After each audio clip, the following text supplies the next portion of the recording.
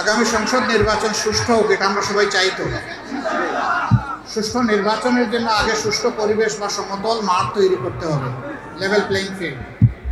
এটার জন্য কিছু বেসিক সংস্কার লাগবে। সংস্কারের কাজে বর্তমান সরকার হাত দিয়েছে, তারা একটু সময় চেয়েছে। আমরা যখন 17.5 বছর ধৈর্য ধরতে পেরেছি, আমরা ইনশাল্লাহ আরো কয়েকটা দিন ধৈর্য ধরতে পারবো। আমরা এই সংস্কার যখন সম্পন্ন হবে, তখন বাংলাদেশের রাজনীতির সঠিক পোলারাইজেশনটা শুরু, মেরুকরণ শুরু। সেই মেরুকরণের সময়ই আমরা আপনাদেরকে জানিয়ে দিব যে আমরা কিভাবে এবং কতটা আসনে আমরা অংশগ্রহণ করছি। আপনাকে ধন্যবাদ। খুনিদের কোনো ছাড় দেওয়া হবে না।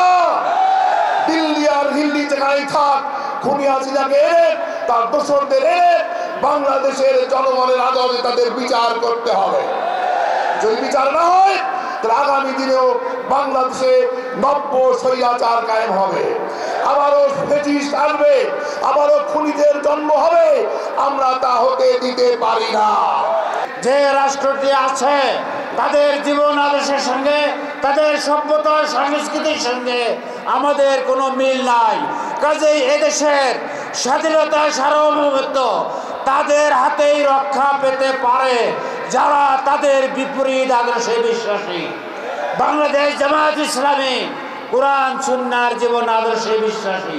এদেশের স্বাধীনতার হেফাজত জামায়াত ইসলামীকেই করতে হবে।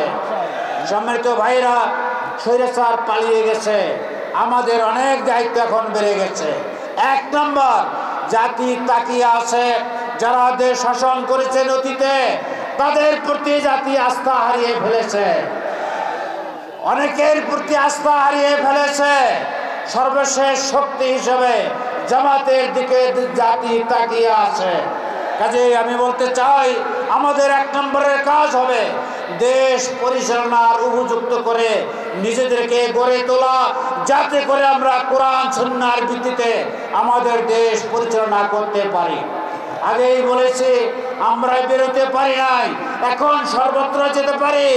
এদেশের মানুষ তাকিয়ে আছে, তাদেরকে ইসলামের পথে এগিয়ে নিয়ে আসা, ইসলামী জ্ঞানে গুণান্বিত করা, ইসলামের চরিত্রে চরিত্রবান করা দায়িত্ব জামাতের প্রতিটি কর্মীকে নিতে হবে।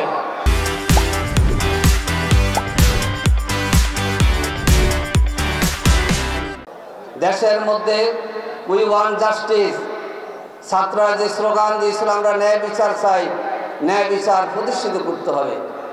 কিন্তু জুলুমের অবসান হওয়ার পর আবার জুলুম শুরু হোক, এটা আমরা চাই না, এটা আমরা চাই না। এই জন্যেই জামাত ইসলামী বলে এসেছে যে আমরা দুর্নীতিমুক্ত সমাজ এবং রাষ্ট্র চাই, আমরা দখলদার মুক্ত রাষ্ট্র এবং সমাজ চাই, ঘুষ এবং দুর্নীতিমুক্ত আমরা সমাজ এবং রাষ্ট্র চাই। সেই ঘুষ দুর্নীতিমুক্ত সমাজ রাষ্ট্র গঠন করতে হলে জামাত ইসলামীর কর্মীদেরকে ভূমিকা পালন করতে হবে, দেশের পাহারাদারির ভূমিকা পালন করতে হবে এবং নিজেদেরকে আদর্শ কর্মী হিসেবে তৈরি করে আগামী দিনের এই দেশের মানুষের সেবা করার জন্য এগিয়ে যেতে হবে।